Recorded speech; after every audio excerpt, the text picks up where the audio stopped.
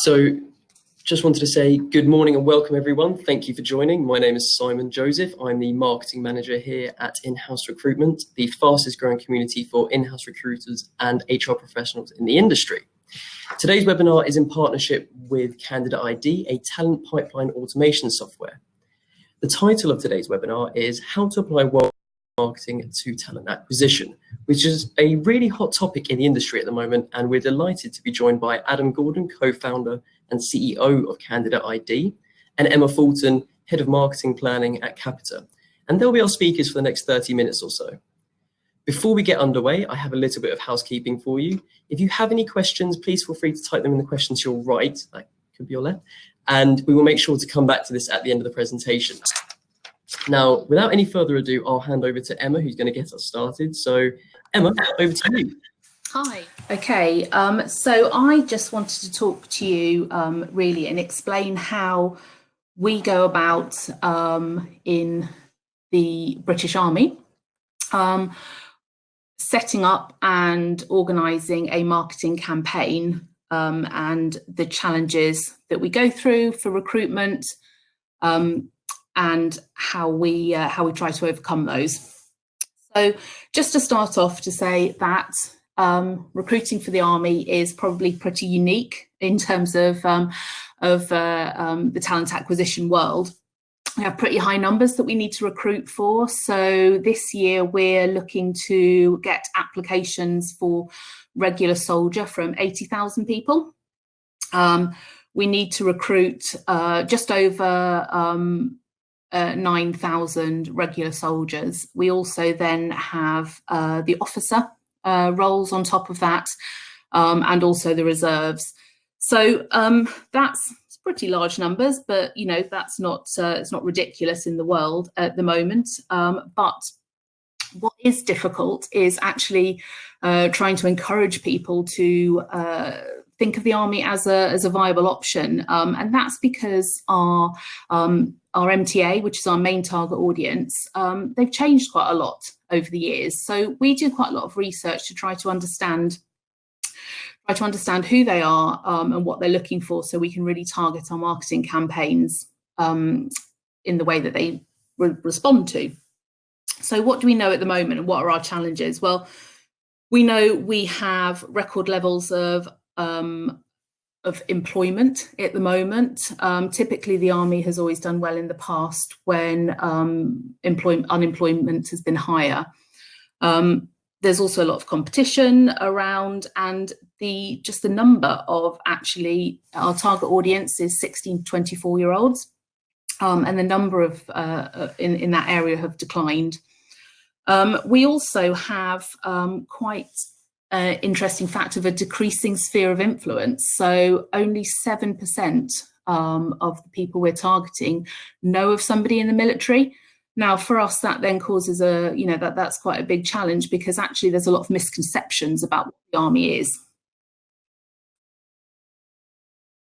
So in order to do some of the research that we do quite a lot of interesting things, and this was a hatch tank that we put together of around 30 to 40 people who we asked over a period of time a number of different questions just to find a little bit more information out.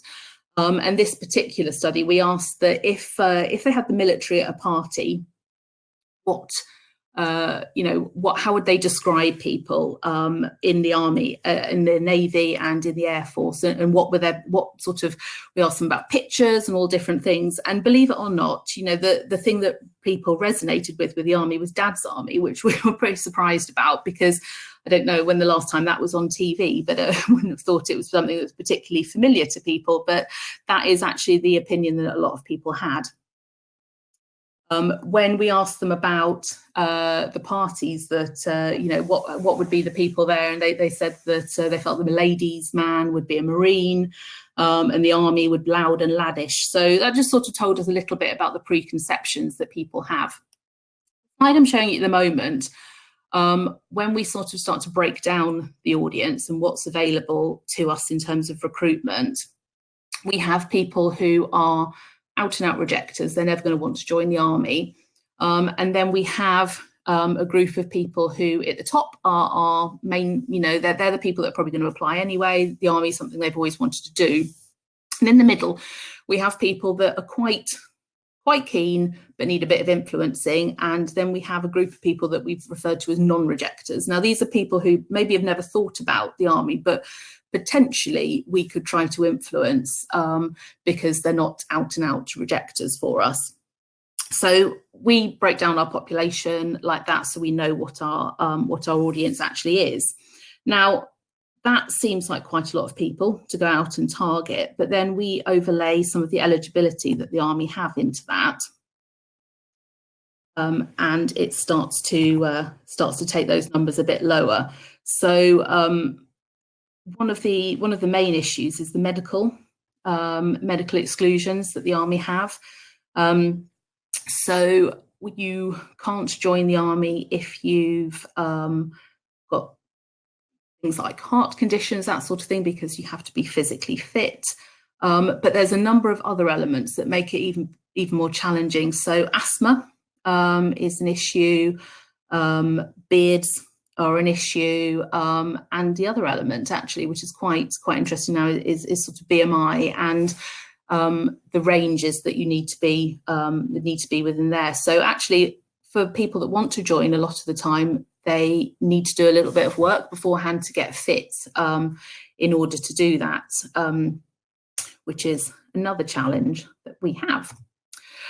So when we break down that audience into what's available to us, we come out with segments, which are effectively what we use to build our personas.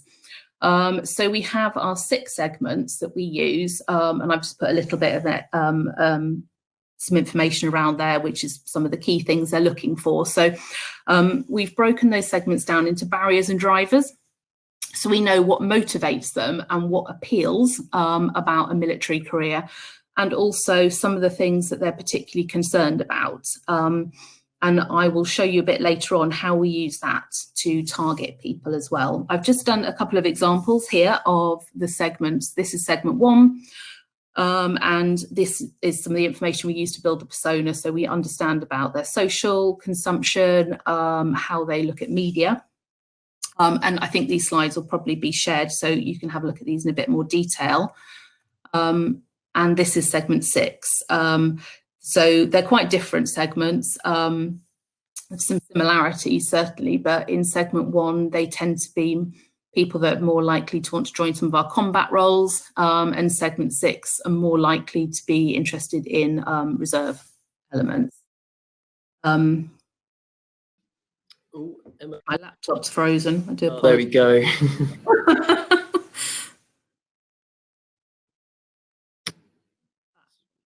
Sorry.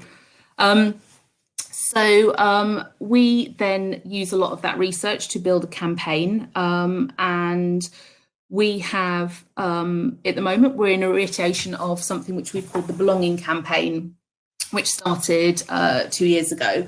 And we've got just some results here of that. We do quite a lot of work around checking when we advertise, when we do the advertising. And the graph that you can see on the left there is from facial coding that we do.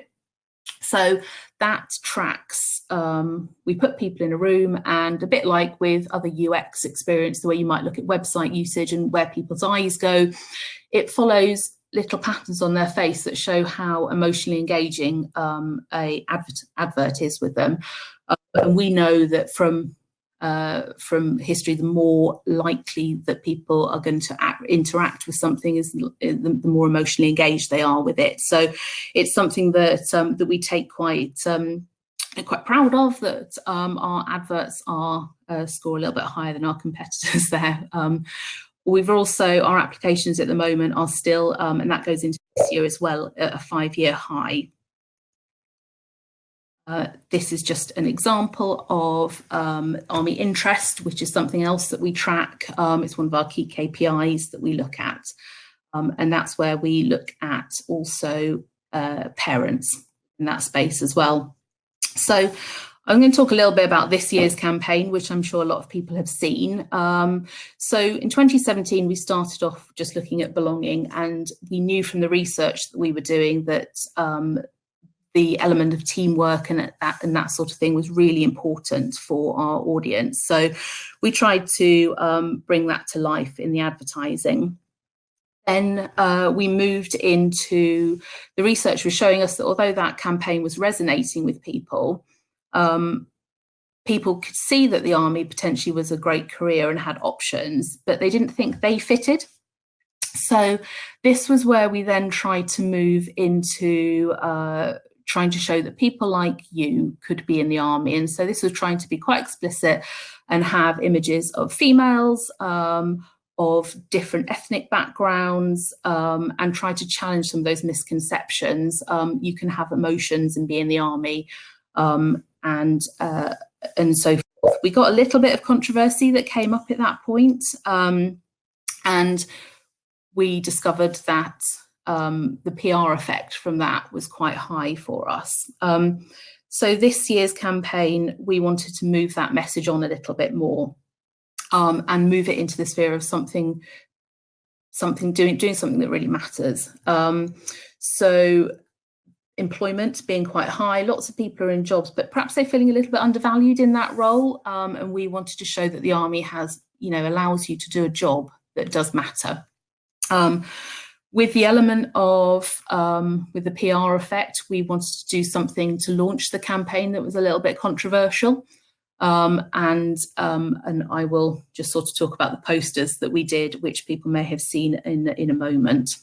So this was some of the stats that went behind wanting to move forward into that sphere of showing that we could give them a job with purpose.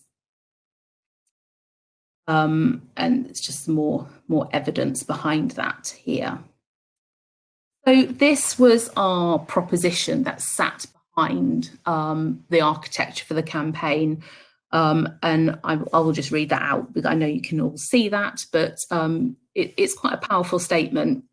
So this is the generation that's been written off by many, the generation described as snowflakes by the media.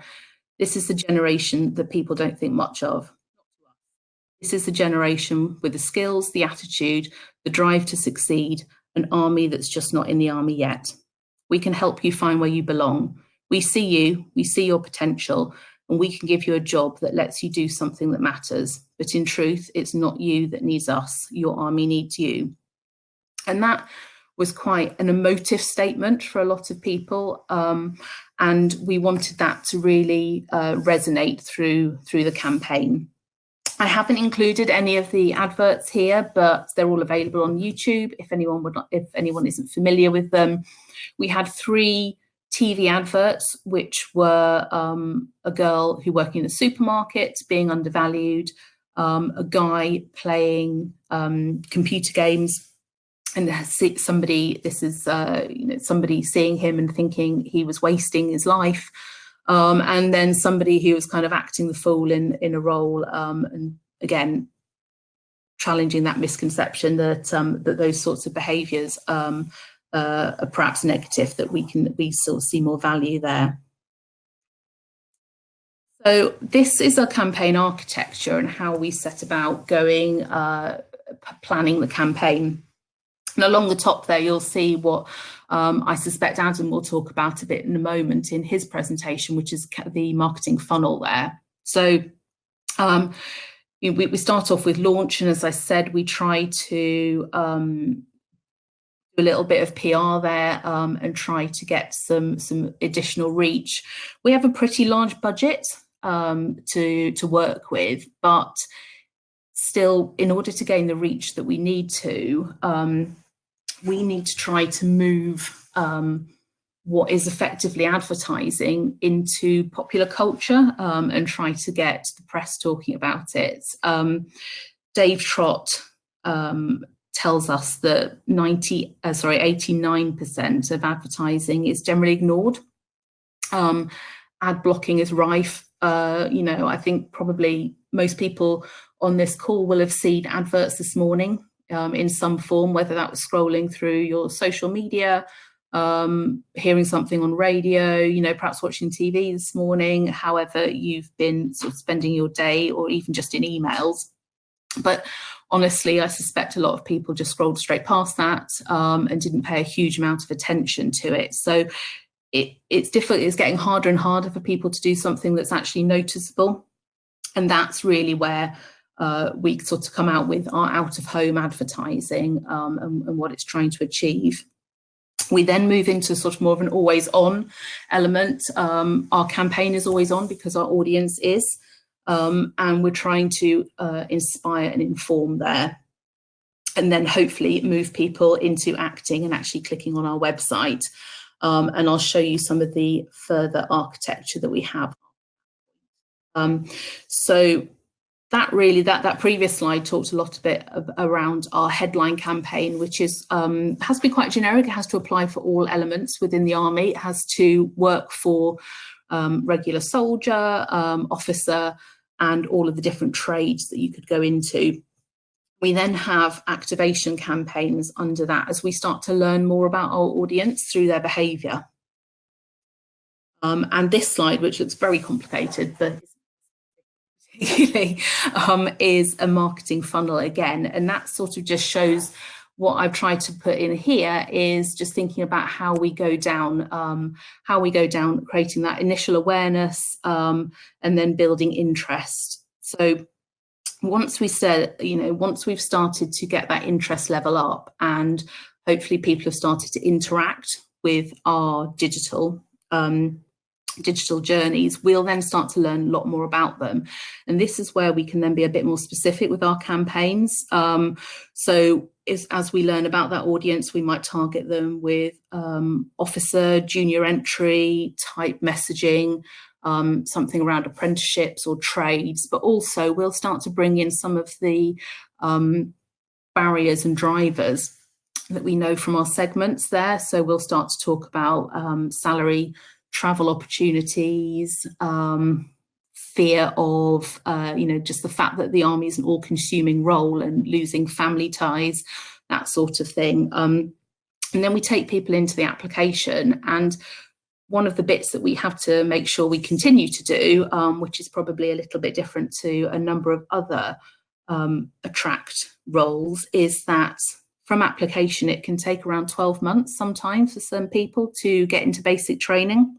Now, that might be dependent on the roles that they're going for. They might not be available. Certain roles the army only need about four or five per year.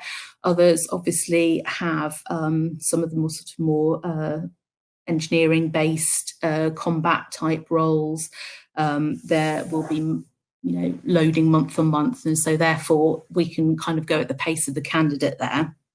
But because the army is more than a job, it's a lifestyle, that's quite a big decision for a lot of people, and some people aren't ready to move in that quickly. So we need to still do quite a lot of nurturing, helping people to get fit at that point, and just trying to make sure they don't drop out of the pipeline at that point. But from a lot of the research that we do, we know that a lot of people who make the decision to join have done it quite early on. So our job starts out sort of years out almost in terms of trying to get that awareness and interest building.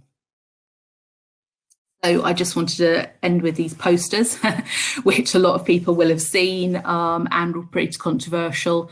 They were Marmite, and kind of that was the point of it really, was to try to broaden our reach. So although TV still works for us, we need to try to bring in, a different audience and bring things in. So with doing this and gaining the media attention that we did, we actually managed to get a PR reach of 4.8 billion in the first week, which was effectively free media for us.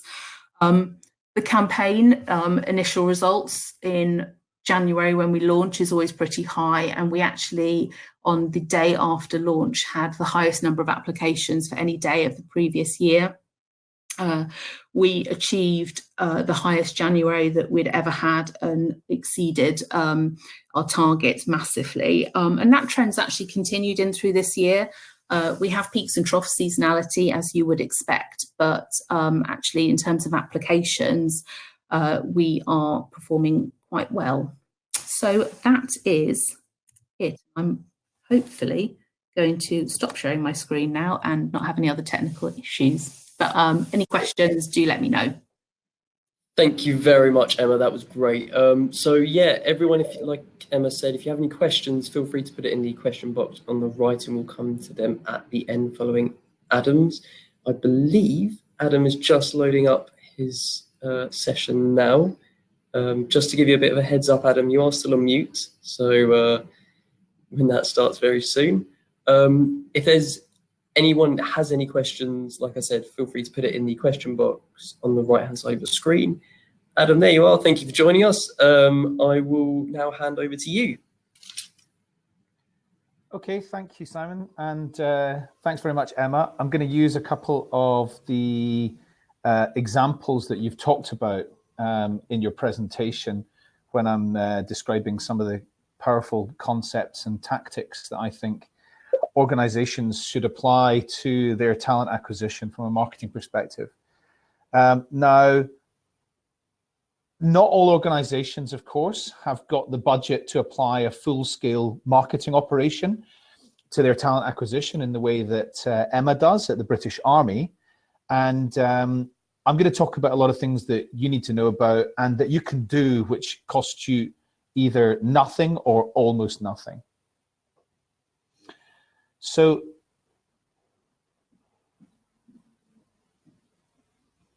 the first vital concept I want to talk about is the fact that we're living in a world now where everybody is deluged with communication coming in on multiple devices through multiple channels, in videos, in infographics, in white papers, in blogs, through email, through text message, through WhatsApp. It's very, very difficult for people to switch off. It's also very difficult for people to filter all of the different communications they're receiving. So you end up in a crazy situation where people like this lady is taking her laptop to the toilet. People are starting to become very good at filtering things out though. And so what we're competing with when we're trying to get our recruitment messages to potential candidates, we're not competing with other organizations that are trying to recruit the same people. We're also competing with Facebook. We're competing with the Daily Mail. We're competing with Instagram. We're competing with uniform dating. We're competing with lots of different individuals and organizations that are trying to get mind share with those people that we want to hire. So we really need to do things to stand out. Recent research has shown that an average human is going to continue to subscribe to and engage with around 10 different organizations each week. That means that there's space for 10 organizations to communicate with that person and get regular messages to them. It's really important that you try and become one of those 10. So how are we going to be able to do that? I'll talk through some tactics later. Another concept that I think is really important is we used to be able to set out journeys.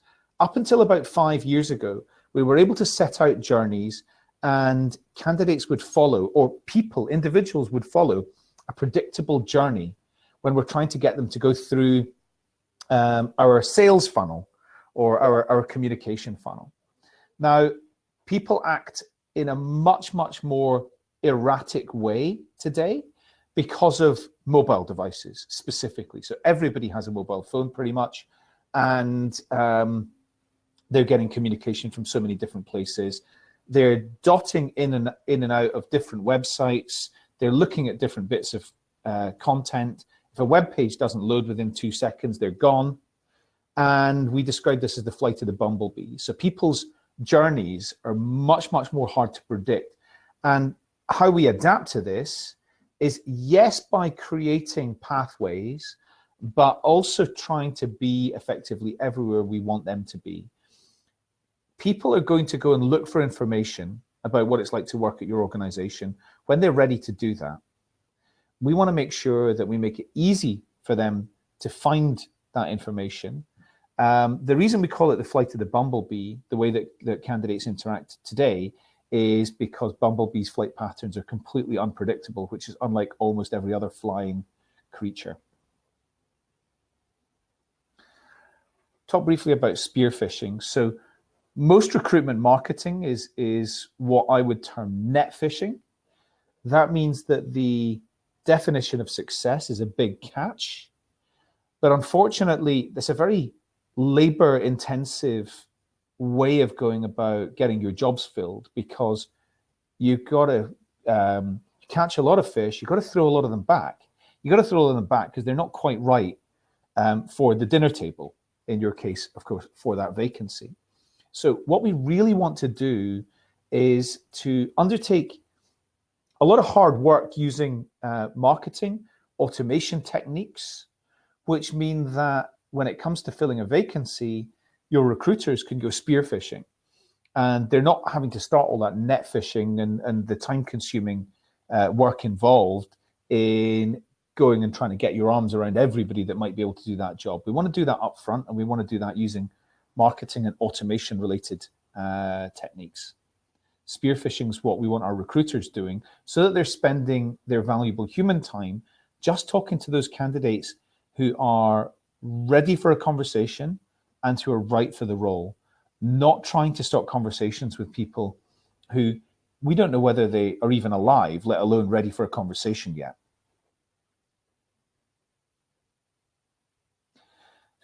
So when we think about the equivalent changes that have happened on the sort of mainstream marketing, sales and marketing world, we know that B2B pipelines are now 100% marketing generated in the most sophisticated organizations. What that means is salespeople are not cold calling prospective customers. They're using marketing related techniques to serve up hot leads to salespeople, and most of their conversations with prospects are warm conversations. In recruitment, we haven't adapted yet. 95% of candidate conversations are what we call sales generated. So the recruiter is going to be, the vacancy gets signed off for an internal auditor. The recruiter then goes and spends time on social media trying to find internal auditors and reaches out to those people, tries to get them on the phone, contacts people maybe at their desk, and it's a sales related approach. What we really need to be doing, as I said, is we want marketing to be generating hot candidates. And that doesn't necessarily mean advertising. It means other techniques. Another thing that I think is really important to talk about is candidates are, or people we might hire, are changing the way that they think about the working world. So the average length of service is 2.6 years in a role, and it's coming down by a month every year. So people are in roles for shorter periods of time than they ever were. As a result, we're coming into an age where people are they're working in an organization once, they're then coming back to that organization 5, 6, 7 years later, and then again, and then again. So by the time the generation that's entering the workforce now have retired, a lot of those people will have worked for the same organization more than one time. And as a result, what we need to be thinking about is building relationships with individuals that you might hire throughout the course of their career, and not just at the ephemeral points where you've got a vacancy that's suitable for them. We want to make this a much more long-term process and a long-term relationship building process. Some of the things that I think we need to be doing in terms of maintaining those ongoing relationships are educating and being useful to those people, even when they're not looking for a job, even when you're not hiring somebody like them. That long-term relationship building process is going to make a massive difference to the way that you can get to shortlist much faster when the vacancies do get signed off. So another thing that's really important to understand about the way the candidate journeys have changed is candidates could go from being cold through to warm, through to hire ready on their own when I started in recruitment in 1999, they could get through to going from cold to maybe warm, maybe starting to understand about opportunities, but then they had to talk to a recruiter to get a lot more information. Today, they don't have to. They can get right through the process on their own using publicly available information. As a result, candidates are not revealing themselves as people that might be interested in the opportunity until they've done a lot more self-directed research. We need to understand what those people are doing and laying out candidate journeys, laying out content that's going to be useful and relevant for those people, and being able to track and score what they're doing means that we know which people are cold, warm, and hire ready, and that saves recruiters a lot of time. So if, for example, we understand that John has opened an email in the last week, but did nothing else, whereas Jane opened an email, clicked a link, looked at a landing page, looked at your company on Glassdoor and on YouTube, and the hiring manager's LinkedIn profile, and the job description, you know that Jane is much, much more likely to be ready for a conversation than John. If you've got 500 Johns and Janes, it's likely that around 20 to 30 of them are going to be like Jane. You need to understand who those people are so that your recruiters can go spearfishing instead of net fishing. They're valuable human time. I hear it regularly. A recruiter tells me they've got 40 open recs. Well, it's very, very difficult to fill 40 open recs if you don't know which candidates are cold, warm, and hire ready. Making your data, creating transparency within your existing database, massive time saver. Now moving on to some of the tactical things that you can do. These are all things that you can do yourself. So the first thing is to think about the regular versus irregular hiring and apply different tactics to each. So for the regular hires, so for a company like PepsiCo, that's going to be things like national account managers, brand, food technologists. For a company like Barclays, it's going to be risk people, bankers, auditors, digital. They want to think about a farming approach and using their existing database and nurturing all of the people on that existing database is the right way of going about making recruitment easier and easier for that internal team. For those irregular hires, such as John Lewis, 2 years ago, John Lewis hired 1 shepherd and 1 lifeguard, for example. There's no point in farming pipelines of candidates for those roles if they're very, very irregular. So taking the hunting approach for those kinds of roles is absolutely the right thing to do. Just going back to this, what I would say is for regular hires, I would say that's 10 or more of the same types of hires every year. To me, that would be the grounds for creating a candidate pipeline and for nurturing that pipeline, what we call farming that population. In terms of the regular hires, because I think that's where you can make the biggest impact. Marketing can make the biggest impact on making regular hires faster, less expensive, higher quality, etc. Think about the total addressable market. So who are all of the people that might be able to do that job? For very high volume roles like people working in retail stores, people working in call centers, that's quite difficult to achieve. But if you're PwC and you're hiring tax managers in financial services in London, there's probably 2,000 of them maximum. It's quite easy to identify who are all those and kind of get those people, be able to create transparency and understand who those people are. Once you know who all those people are, that's your addressable market. That's the people that you should be focused on nurturing. In terms of talent pipelines, people use this term to mean different things, but my definition of a talent pipeline is that only exists when you know who's cold, who's warm, and who's hire ready. If you don't know that, you don't have a talent pipeline. A group of people on a CRM is not a talent pipeline. A list of people on a spreadsheet is not a talent pipeline. A list of people on a pad of paper is not a talent pipeline. A pipeline really only exists when you know who's cold, who's warm, who's hire ready. In the past, the only way to go about doing that was to really call all of the people on your database. And when I started in recruitment, we had to do that. I was working 3 nights a week. We'd work till 8 o'clock to spend a couple of hours at the end of the day contacting people after work and finding out how they're getting on. Do you still like your boss?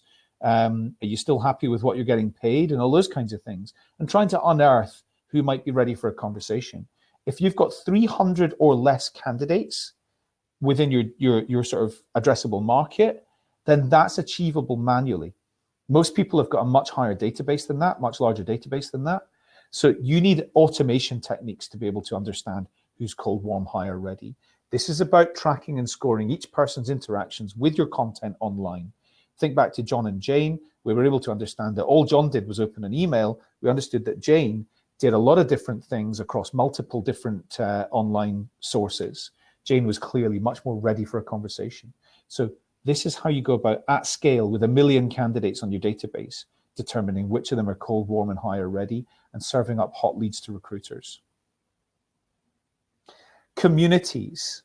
We think about the concept of communities as being very, very powerful for building goodwill, generating rapport between you and the people you might want to hire. The very, very best example of this that I've seen in recruitment, and almost, again, it's another term, talent communities. People talk about talent communities. I ask them about their talent community, and it's a list. It's a list of names and email addresses. That's definitely not a community. So Green Club is an initiative by Specsavers, which is events. It's offline events. It's an online website with lots of great information for optometrists, a discussion board, ways to interact. It's all about skills for optometrists. It's all about technology. It's all about techniques. It's all about how to make the profession of optometry better and how to be a better optometrist.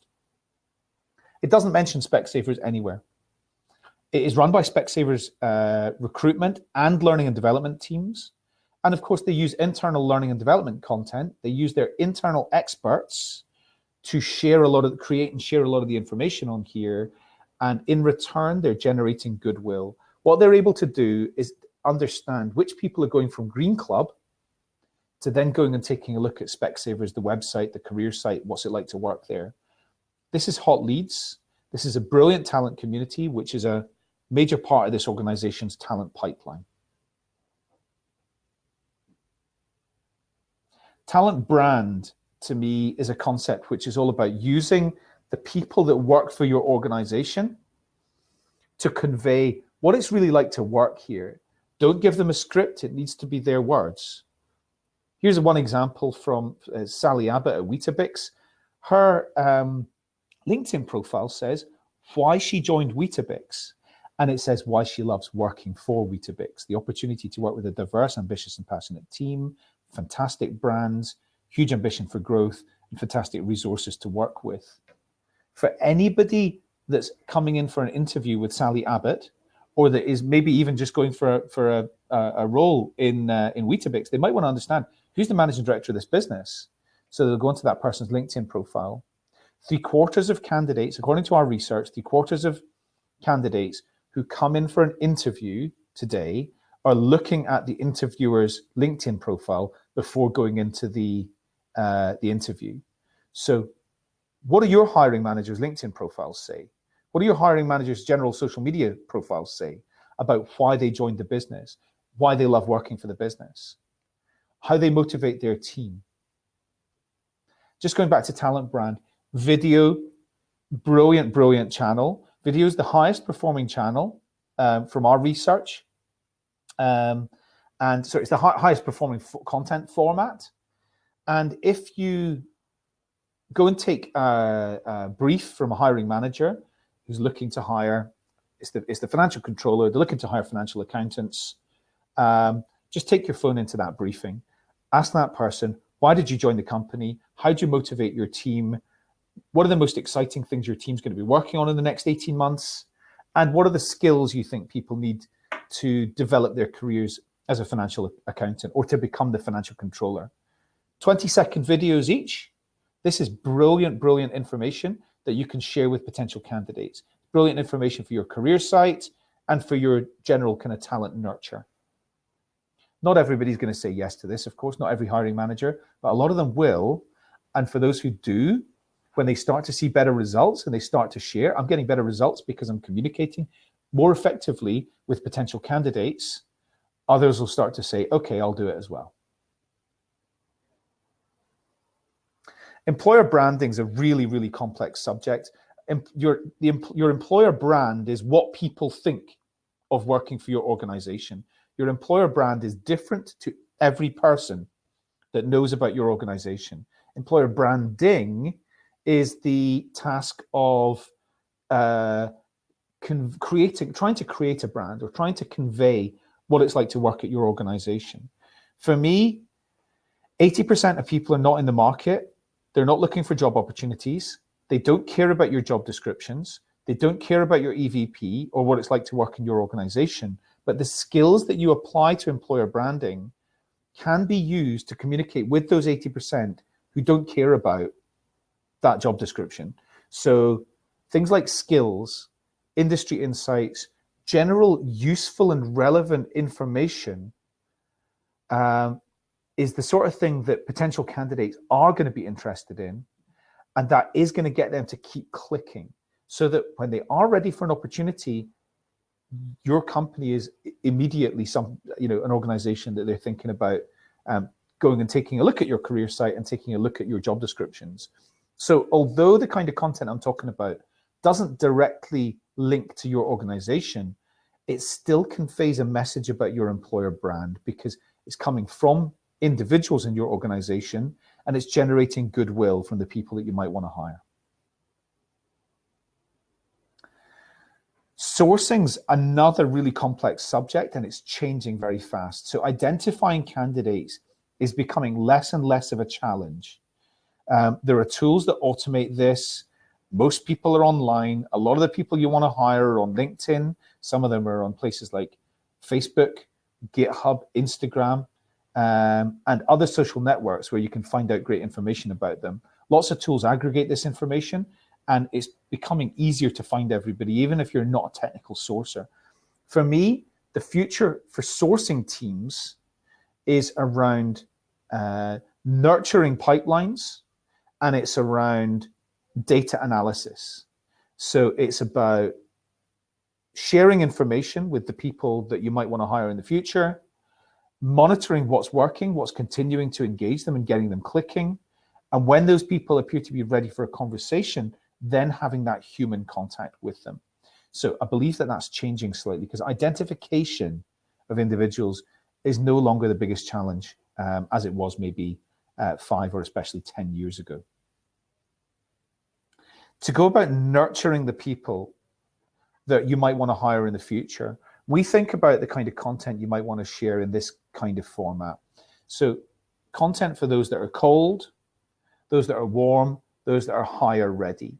Content for those that are cold is not job descriptions. It's not your employer brand. But what we know from our data is things like industry insights, talent development or skills, career advice, that kind of content is what those people want. Even if they're not looking for a job, they will keep clicking on that kind of content. For those that are warm, that's what we would term traditional employer branding. For those that are what we call hire ready, which means they would say yes to a conversation about opportunities with your organization, the sort of content that's going to be more of a deep window into what's it really like to work there. So the kind of like the short videos, the 20-second video from the hiring manager, for example. Now, what we want to do using technology is we want to serve up really personalized experiences. And you can only do this if you're tracking and scoring the things that your candidates are doing. So we want John, if we know that John likes industry insights in a video format through email, that's what automatically John should be receiving that kind of content. Whereas Jane's clicking on career advice in an infographic format through social media, that's the kind of thing that actively Jane should keep doing. We want to create candidate journeys that adapt with every click the candidate makes. They're completely dynamic And it's like a yellow brick road that kind of lays out in front of each candidate as they go in the direction that that they want to go in. And then in order to really make sense of who's cold, who's warm, who's hire ready, we want to score those interactions. So down at the bottom, you can see this is channels and formats.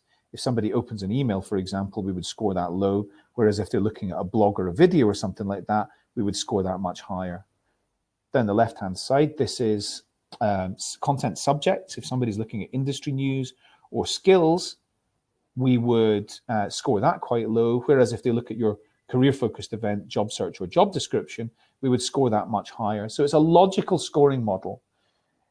You will have a different scoring, even if you're hiring lots of software engineers and lots of salespeople, you will have a different scoring model for both of these job disciplines because as groups, their behavior differs. And what you really want is alerts coming into your recruiters to tell them when candidates are doing meaningful activities. So for example, if they look at a job description, but they don't yet apply, your recruiter should know that information so that they can go and make contact with that person straight away. Or they do a combination of other meaningful activities, like we saw from Jane earlier, having looked at the Glassdoor page and the hiring manager's LinkedIn and other subjects. In terms of GDPR, big subject, simple fix. Unless you're a German bank, then you're going to be able to claim legitimate interest as the legal basis for retaining that person's data. If you can track and score that your candidates continue to interact with your organization, then you don't need to get them to keep opting in every 6 months or every 12 months or every 18 months, depending on, of course, your organization's privacy policy. If you do have to get them to keep opting in, but they're receiving a highly personalized experience, and they will mark your organization as one of the 10 pieces of weekly content they're receiving that they will keep reviewing, and they'll keep opening those emails or text messages or social media messages, then you've got the mind share and you can show the ongoing relationship as the legitimate interest. Of course, don't take my advice as being legal, but there's a lot of organizations. It's very heartbreaking to me when I hear about organizations that have gone and deleted 50,000 candidate records because they weren't quite sure how to interact with them and be GDPR compliant. There's lots of different smart ways that you can do that. For the benefit of the candidates, of course, they're getting a highly personalized experience that's really relevant and useful for them. So there's big benefits to the candidates. I hope that's been interesting, some of those concepts and subjects. I'm pretty easy to find online, and I'll hand back over to Simon. Thank you very much, Adam.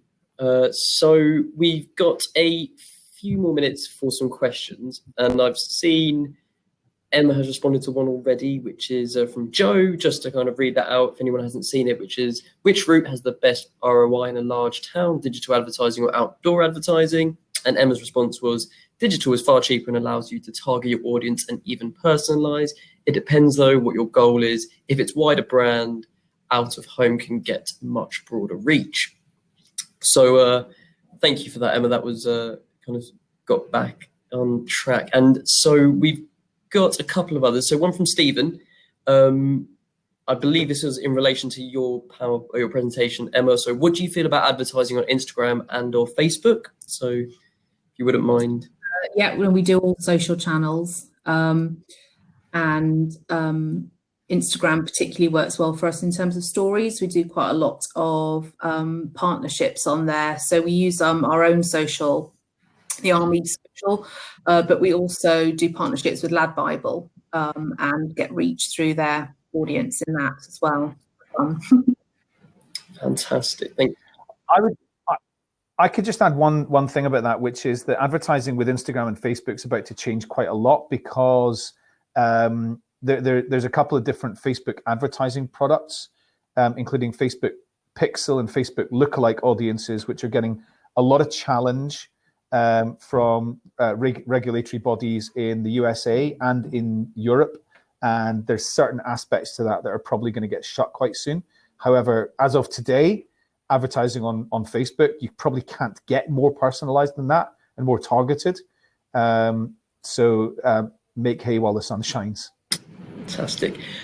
So I think we'll do one more from Emma's kind of set of questions, I believe, which is, I hope we can touch base, this is from Pauline as well, I hope we can touch base on the marketing techniques that help to generate candidates you mentioned before. Really curious to find out about those options in more detail. So if you wouldn't mind, and what I'm thinking is we'll also kind of go into a little bit more detail post-webinar, and we'll add this to the page. But so if you wouldn't mind kind of briefly running through a few marketing techniques that you would recommend to generate candidates, probably both the questions are both of you, to be honest. Yeah, I think it depends for me, I think one of the most important bits is to really understand your audience and know who it is that you're actually targeting, to know where they are. And that's something I think that you can really take from marketing to move into that talent acquisition space. It is much, it's something that's sort of the of marketing, I suppose, is to understand who it is that you're targeting in terms of audience. The other bit I think that is probably quite key is the digital nature and tracking your audience and targeting them and not allowing them to those warm leads that Adam talked about to walk away without having seen your messaging. I think if you are broadly going out to people as opposed to sourcing and really phoning, getting in touch with people, and you're just trying to hit them with that brand message, it takes people on average, sort of 5 or 6 views of the brand before it really sits in and resonates with people. So just allowing people to, to sort of have one message sometimes, as Adam's sort of saying, with all this message, all noise effectively that's out there, your message is going to get pretty lost otherwise.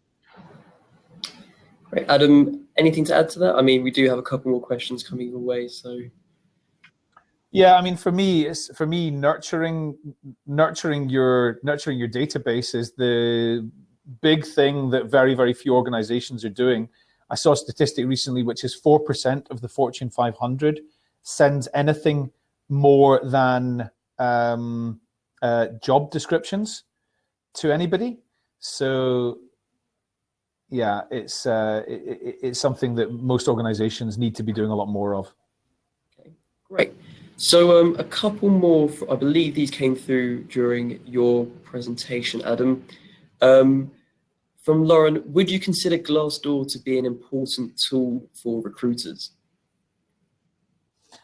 Yes is the answer. I've got mixed feelings about Glassdoor because it's almost a bit of a protection racket, given you kind of got to pay to keep things kind of clean. But yeah, I mean, candidates are going on there. They're looking at what's it like to work at your organization.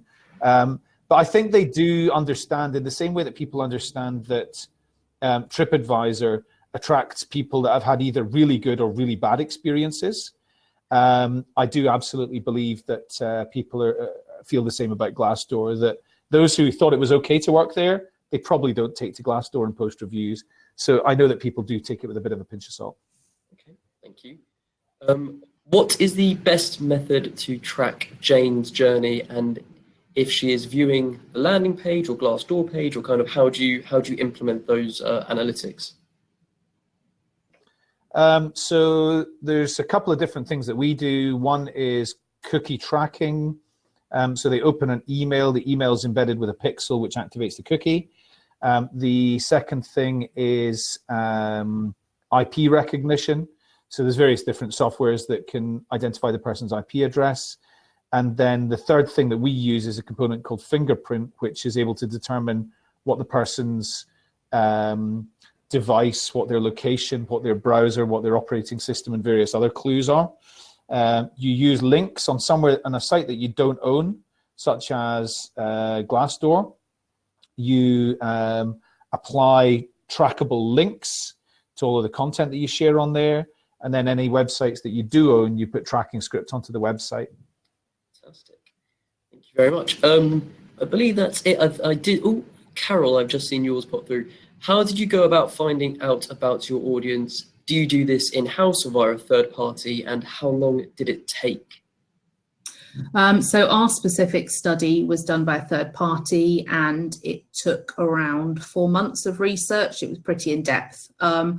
There's a heap of different options you can use to do this sort of activity, and how long it takes depends on often about the size of the what you're going out to do, and you can do actually quite a lot just by actually doing some focus groups with people, candidates, asking a group of people who've joined in your organisation a little bit about themselves. It's a bit perhaps not as detailed, but it's still going to tell you a lot of information.